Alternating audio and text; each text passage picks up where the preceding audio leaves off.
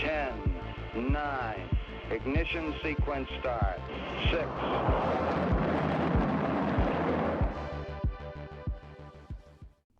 Hello, and welcome to Rocket Fuel, your daily update of everything that's happening in the Rocket Pool community.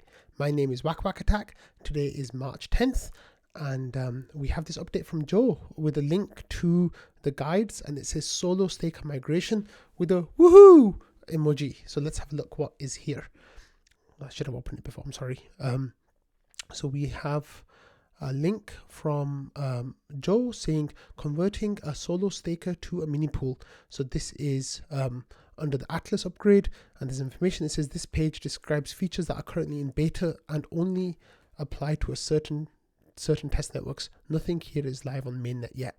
So then there's information about a validator key, a withdrawal key, and how that works on the beacon chain. It talks about why you would convert. So this is before getting into the technical details. A very important question is why a solo staker would consider the process in the first place. Conversion to a mini pool is not for everyone, but this section will help you make an informed choice about whether or not it's something you'd like to pursue. It says Rocket Pool mini pools enjoy several advantages over conventional solo staking validators. They earn commission, and that's going to be a substantially higher commission than what you get with solo staking. It says your existing 32 ETH bond could be used to create up to 3 additional validators on top of the one you already have. So you are adding 3 times more to decentralization than by just having one solo stake. So you are basically adding 128 ETH of decentralization instead of 32 ETH of decentralization if you switch from from 32 ETH to 4 LEB8s. And of course that doesn't account for the RPL you need on top of that. It says they're eligible to participate in the smoothing pool, which pools all execution layer rewards, e.g. not from block proposals. Block proposals are not covered in that. I think it's tips and MEV rewards that you get from block proposals that are covered, but maybe this is just a typo. I'm not sure about that. And fairly distributes them amongst participants during each rewards interval. So the fairly distributes means like you get checked for what your uptime was, and you'll get the rewards distributed along those lines. So if you are down for half the month for whatever reason, then you will only get half of those rewards instead of the full rewards. And it says they earn RPL inflation rewards, which currently provide a higher APR than ETH staking rewards. That's right, because the APR for RPL rewards are between 9 and 10%, I think. And the ETH rewards, even with like the most generous MEV estimates, are closer to 7%. So that's really good. And he says, Joe goes on to say, that being said, there's some differences that are important to highlight. Like you're required to buy the RPL token, there's smart contract risk, there's smart node stack risk, there's learning curve. But if you can solo stake, I don't think that's too much of an issue. And it says mini pools are required to split their rewards with the pool stakers. So the validator's withdrawal address will be a smart contract on the execution layer, not an EOA that you control. This also applies to your fee recipient for the execution layer rewards, which must also be a smart contract that can fairly split your rewards. So some people don't like to have a smart contract being their withdrawal address. So that might be an issue for some people. And then it says Rocket Pool's Oracle DAO is responsible for shuttling information beacon chain to the execution layer and for detecting violations that the protocol cannot enforce, such as illegal free fee recipient address. Running a mini pools means you have to trust the Oracle DAO to do that job correctly. And right now in the Oracle DAO, there's 17 members. That includes, very, very well respected Ethereum teams. And community members who are very well aligned with Ethereum and have a lot of reputational risk, and that's including people like Anthony Sassano, Bankless, Superfizz. Gitcoin joined today. That I'm going to be covering that in the episode, and also other people like core dev teams. So that's depends on whether you want to trust that or not. And then there's this prerequisite section, and then there's a process overview.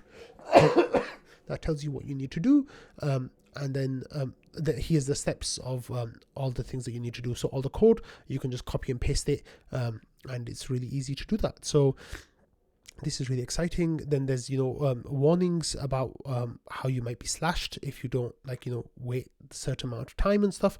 Please listen to that if you're doing this, because you definitely don't want to get slashed. And then there's the words of the mnemonic that you need to do and all of that stuff. So then you just follow this step through this guide step by step, doing everything along the way, and you will have converted your mini pool, your solo staker node into mini pools, which is really amazing. So I think this guide is fantastic, and thank you, Joe, for getting it out. I know that writing guides is really difficult and time consuming, but yeah, Joe's guides are honestly some of the, and Joe and the community contributions as well, these guides are like the best in class, like absolutely amazing guides. And the title of this you can't see because it's just cutting up the top of the video, but it says converting a solo validator into a mini pool. So thank you for that, Joe. Okay, next we have this update from Howrog. I'm so sorry if I'm pronouncing that badly. And he says, looks like I got the system into a bad state. Here's what I did. I exited my validators on Zhejiang a few days ago and did Rocket Pool mini pool close just now. Got the following prompt and said it should close all 5 mini pools. I only got 4 refunds. One mini pool, the last one on the list above, did not close and can still be seen in Rocket Pool mini pool status as not finalized. So yeah, it's not finalized, it's not closed. So Hwarag was like, what's going on here? He says, if I want to close it, I got an error from Nethermind, and then there's an error, there's a screenshot of the error, and the hex message says safe match subtraction overflow. Looks like I balked something. And Joe says, good news, I'm able to reproduce the error so I can see it. Bad news, failing the gas estimator means the contracts themselves won't let it be closed, so I need Kane to take a look. I can also try with different client. So then Joe keeps having a look and playing around with it, and then replies by saying, you uncovered a bug. And people are like happy about that. We'll have it fixed when Keynes gets back. Essentially, the contracts track how many 8 ETH mini pools you have and how many 16s you have. And when you bond reduce from 16 to 8, it forgot to update the counts. So you exited as many 8s as it thinks you have, which means it's missing 1. Thanks for reporting it. So that was a really nice bug that that the person found, and I think it's really great that these are bugs. And Howrog says, oh wow, that is a nice bug and apparently simple to fix. So good job for that. That is the whole purpose of community testing and why it's so important. And why we have this, because we want to find the bugs. We want to really get to the root of these, and I think that it's really great that the community is taking this seriously and finding bugs. So we'd much rather, of course, get it found on testnet than on mainnet, and that's what's happened here. So good job for all the people who are testing Atlas on the testnets, whether that's Zhejiang or Sepolia, and of course Goli is going to come on April 14th. So that's really cool. Okay, next we had news that I covered yesterday about the Gitcoin team working with their snapshot vote to get added onto the oDAO. That vote was extremely positive, and I think that it worked really, was going positively. So then yesterday we had this events from the DAO events thread that says oDAO member joined. Gitcoin has joined the oDAO with a bond of 1,750 RPL, and then it gives the information and the transaction hash. So it's really great that Gitcoin is now an official member of the oDAO. As I was saying, I think this takes the membership numbers up to 17. So that was really cool. Okay, so we had the 2 votes closed. So as we talked about yesterday, I think on the day before, that the votes were coming close to closing and they were reaching quorum. Oh, I think actually, yeah, yesterday we covered that they reached quorum, so they were going to pass. So, the RPIP 10 vote has passed, and that has gone through. We already talked about it before, so I'm not going to go over it again. And the GMC membership selection vote has passed also and gone through. It ended up getting over 1,000 votes over the quorum amount, which is really good. So we have Fornax, Shifrin, Kevster, and Dondo, aka Donda Chaka, who are the 4 people who have joined the GMC, and we've already added them to the GMC's private discussions thread, and I'm really excited to get them in and talking to them about like the ideas we have of making the GMC even better. Carl has been sharing some ideas and getting everybody up to speed, but Carl will be leaving from the GMC very soon, so it's going to be sink or swim for us very soon. I'm sure that we're going to swim because we've got so many amazing people on the team. What I really like about this is it's kind of evening out the balance a little bit between people who are technically inclined and people who are more like social or community or like marketing and that kind of stuff inclined. So I'm really happy to see what kind of mix we get with the GMC going forward. So congratulations. Waldorf shared a screenshot of his POAPS that that you can mint for voting. So here we have the RPIP 10 update POAP, the first one on the left, and then the second one is the GMC selection POAP. So as you go to the vote, on the right panel, just under the I voted tab, it says congratulations, the POAP has been minted to your collection. So I have already added both POAPs to my collection. So yeah, there's 2 POAPs for people who voted in both votes, and you can go and mint those now. So that's really good. Okay, next we had this update from Jasper, who says that the vote.makeradao.com, it says on March 13th, our DAI debt ceiling goes up another 10 million. So here is the vote that got passed on the Maker executive vote, and it says liquidation parameters changes, stablecoin vault onboarding, OMC parameter changes, budget distributions, recognized delegate compensation for February to March 8th. So in this vote, there was a change for our ETH. I'm not sure where that is. Let me have a look.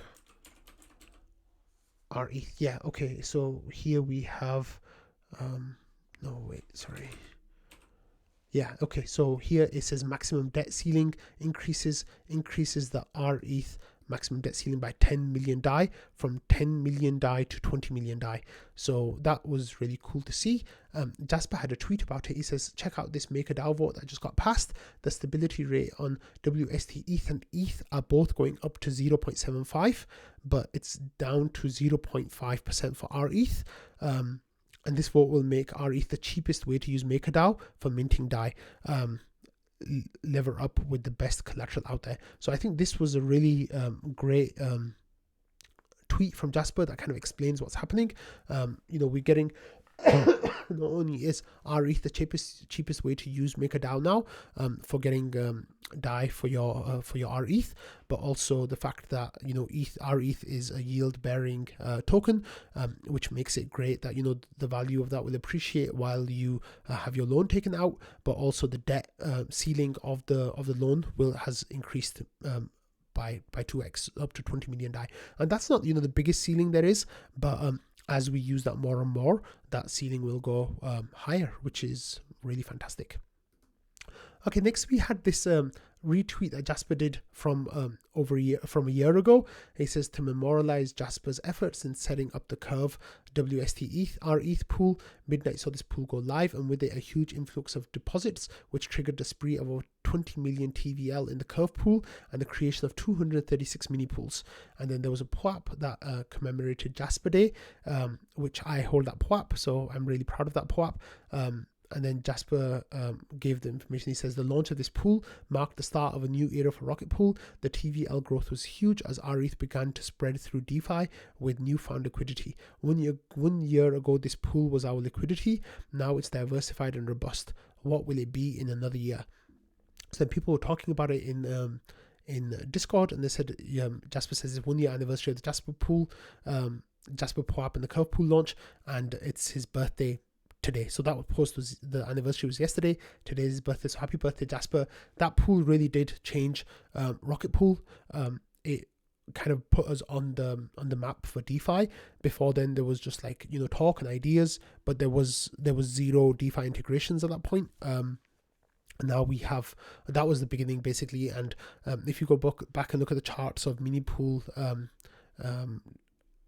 like launches, that was a period that coincided with the vertical launch, and that was Thomas basically launching like hundreds of mini pools at 20% commission rate. So everyone did, the whole community did really well with that pool launching. And yeah, thanks Jasper once again, and the other people that were involved in getting all that stuff set up. But yeah. Okay, the next thing I want to talk about is this thing called the Poorteus. Now, of course, we know that Joe makes a Poorteus. The Poorteus costs around $600 for the base version, and if you want to, add customizations to it and stuff, it's a little bit more than that. But Trevor N here had this information about Poorteus. So he says, introducing the Poorteus, it's $90 eBay HP Elite Desk 800 G3 i5 650T, and then you get 2 times 16 gigabyte RAM that's got the slots in there, which is $80 each, and you can buy the 2 terabyte hard drive for $130. So the whole thing you can get for $250 and $380 for a Poorteus, which is a good a third off from buying a new Poorteus. I think this is amazing because it opens up staking to people who might balk at the price tag of a NUC, because that can add up to $1,000, maybe even more if you get one of the newer systems. Then the Poorteus, of course, is $600. This definitely puts it on a peg with getting like a bare bones Rock 5B board, which I think is $100 and something or $100 or something like that. And then you can get the RAM and the same hard drive, the SSD that will go into the Rock 5B as well. So that will come out to be a comparable price, I think. Like it'll be around $400, I think. But yeah, this is really great that we are getting community sourced technical like hardware coming out that can help people stake. So Joe replied by laughing, which is nice because he I think he totally encourages people to be using hardware to stake themselves, whether they're using the Poorteus or whether they're using something else. And 10 validations.eth said, how many watts does this draw? And Trevor N said 13.25 watts. And then there's also a link to the GitHub where he goes into a lot more detail about what there is and isn't. So on the GitHub is called the cheap node.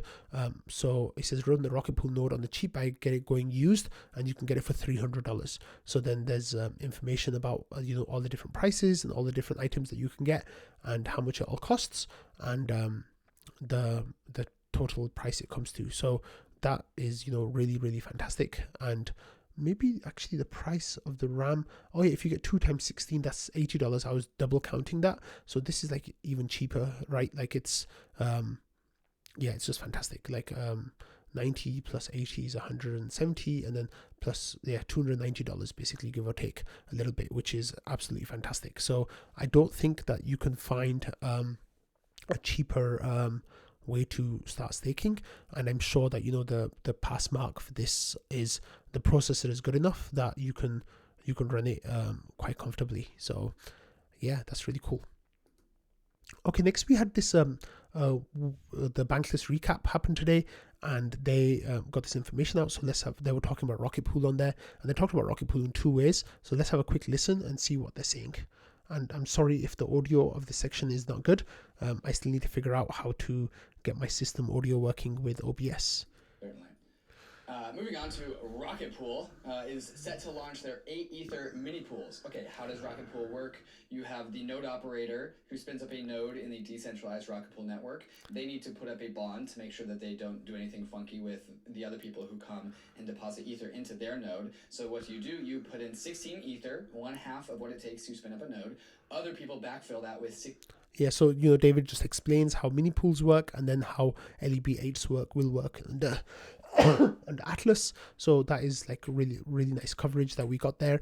And then they talked about Rocket Pool for a little while and LSDs versus LSTs, but the discussion was really positive about how you can further decentralization with Rocket Pool. And then the second story they covered was this the is Rocket Euler. being more capital efficient, which is bullish. And also, our ETH is now on Euler, which is a lending and borrowing marketplace, a permissionless lending and borrowing market. Yeah, and Euler is what we covered on Rocket Fuel yesterday as well, about how you can use it to long RETH, short RETH, and borrow against RETH as well. So that was some nice coverage as well. So if you want to check that out, that's at around minute 58 and a half, 58 minutes 25 seconds or something like that. And both of those stories are back to back. So if you want to listen, then you can go back and listen. But yeah, thank you to Bankless guys for having such great coverage. And I met David in Denver, and we only talked for a couple of minutes, but it was really nice chat. And he popped into trading, and he said that I had the craziest, happiest, positive energy out of everyone in Denver. So that was really nice of him to notice that. But thanks for that coverage, Bankless guys.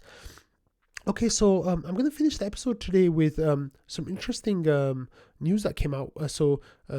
Stephen Thoma here, he said, updated Ubuntu on my node yesterday and it corrupted my Geth database. Patches helped me diagnose the issue and set me up with the rescue node. I just had a block proposal, yay smoothing pool, while using the rescue node. A huge thanks goes to the rescue node team. This community rocks. So this was really like positive that this happened. So I'm gonna start by saying that this is the first time that this issue has happened as far as I know. Basically, when you run a Rocket Pool node, you have to update two pieces of software. One, you update the software on your NUC or whatever device you're running, and second, like on your Linux system, and the second is you update the software on your smart node stack. So smart node updates come not that frequently, but I guess they might get a bit more frequently going into the hard fork.